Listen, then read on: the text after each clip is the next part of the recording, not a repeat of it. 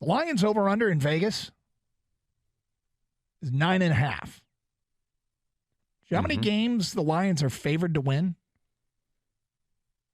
I would guess, let's see.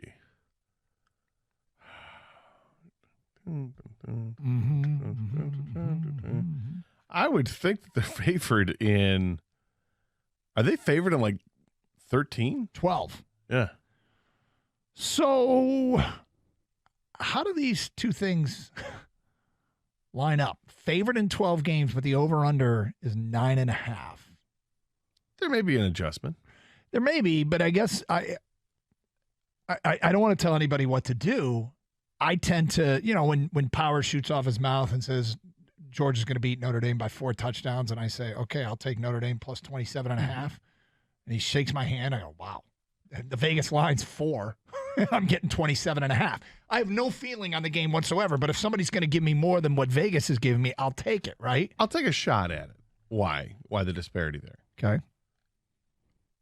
Maybe it's because when you look at the games, you have to go on an individual basis. Mm-hmm. But when you're looking at the season, maybe you can throw in some weird factors like, hey, I don't know when it's going to happen, but I figured Jared Goff's going to get hurt.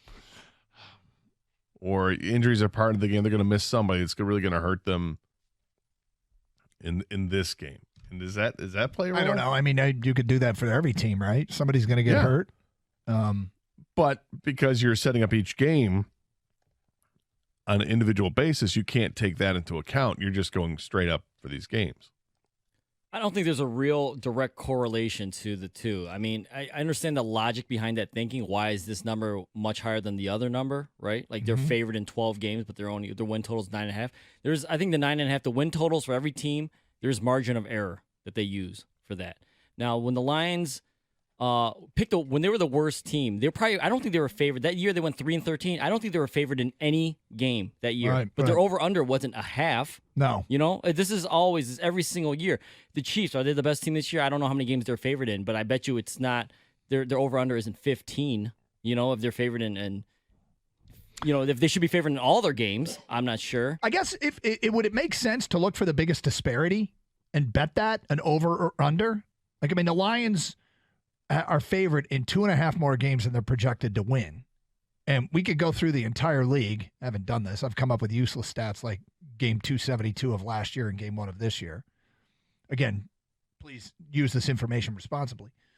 But if we work our way through the schedule, is there a disparity that's bigger than 2.5 where a team has an over-under of, say, 7 and 7.5 and they're favored in 12 games? Yeah, that might be something worth looking into for sure. Mm-hmm. Or the other way. Yeah.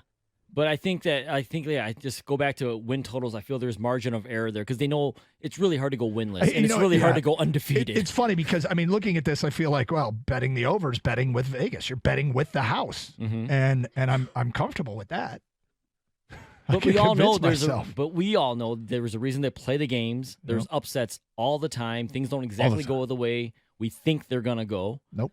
So, but I understand looking at that going, that doesn't make any sense. But I don't have all the answers on this one. It's just a question. And, some hardcore, old school dude who his friends call him the Greek might be able to explain, that kind of thing.